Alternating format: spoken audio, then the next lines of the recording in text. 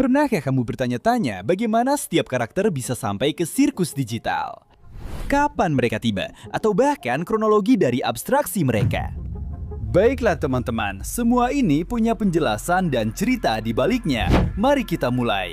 Pada tahun 1999, perusahaan C dan A sedang mengembangkan proyek paling ambisius mereka, sebuah kecerdasan buatan yang mampu menciptakan dunia sendiri. Orang-orang utama yang terlibat dalam proyek ini adalah Grant, yang lebih dikenal sebagai Kinger, dan juga Scratch. Ide-ide Scratch sudah dipengaruhi oleh pikiran yang tidak stabil. Pada tahun yang sama, yaitu tahun 1999, subjek uji coba pertama mulai masuk ke dalam sistem. Kinger, Queenie, Scratch, Spike, Ratty, Bisco, dan Wormo. Tidak sepenuhnya jelas apakah mereka semua adalah programmer pertama dari sirkus digital. Tapi satu hal yang sangat jelas bagi kami, kedatangan mereka tidak direncanakan. Bahkan kita bisa melihat Scratch sangat kesal pada Kane atas apa yang telah dia lakukan. Dan meskipun mereka adalah generasi pertama karakter di sirkus digital yang luar biasa, secara mengejutkan butuh waktu 1 tahun sampai munculnya karakter pertama yang mengalami abstraksi dalam sejarah. Yang ternyata adalah Scratch sendiri, orang yang sama yang memberikan ide untuk penciptaan Kane. Ini terjadi pada tahun 2000. Mungkin mereka bahkan tidak tahu bahwa abstraksi bisa terjadi dalam sirkus. Yang jelas sangat mempengaruhi sehingga 1 tahun kemudian muncul karakter berikutnya yang mengalami abstraksi. Pada tahun 2001, Bisco mengalami abstraksi, seorang badut kecil dengan kostum bermotif polka dot. 2 tahun kemudian, pada tahun 2003, Spike si dinosaurus ungu mengalami abstraksi. Hal yang sama terjadi pada Ratty di tahun 2005 dan Wormo di tahun 2006.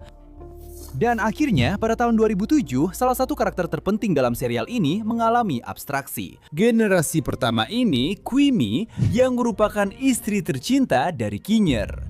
Yang paling menyedihkan adalah Kinger berjanji kepada istrinya, Queenie, bahwa selama mereka bersama, Kinger tidak akan membiarkan apapun terjadi padanya. Tidak peduli apa yang terjadi, aku akan selalu. Dan sekarang kamu pergi ke ruang bawah tanah. Dia sendiri melihat saat Ken memasukkannya ke ruang bawah tanah, jadi Kinger pun sendirian. Yang mengejutkan adalah dia tidak mengalami abstraksi, meskipun dia sendirian selama 2 tahun berturut-turut. Kita tidak tahu apakah selama waktu itu dia menjalani petualangan bersama Ken atau apa yang sebenarnya dia lakukan. Namun kesendiriannya berakhir pada tahun 2009 dengan kedatangan Ragatha.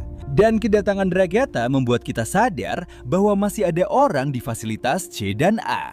Karena ketika Ragatha muncul di sirkus, dia berkata, "Teman-teman, bisakah kalian mendengarku? Bagaimana cara melepas ini?" Aku tidak tahu bagaimana cara melepas ini. Tidak diketahui apakah orang-orang yang dia ajak bicara itu adalah karakter berikutnya yang datang atau para peneliti yang ingin melanjutkan proyek sirkus digital. Pada tahun yang sama, kami juga kedatangan Kofmo dan si Siklop Merah Muda yang akan menjadi generasi kedua karakter di sirkus digital. Pada tahun 2010, si Siklop Merah Muda mengalami abstraksi karena alasan yang tidak diketahui. Sebenarnya, kita hampir tidak memiliki banyak informasi tentang karakter ini. Yang luar biasa adalah pada tahun yang sama muncul seorang karakter dengan pita oranye yang hanya bertahan 1 tahun di sirkus digital karena ia mengalami abstraksi pada tahun 2011. Dan pada tahun yang sama, kita kedatangan Ribbit, seorang gadis yang nantinya akan menjadi sangat penting dalam cerita. Pada tahun 2012, 2 karakter lagi bergabung ke sirkus, badut kelinci dan seekor tiram biru.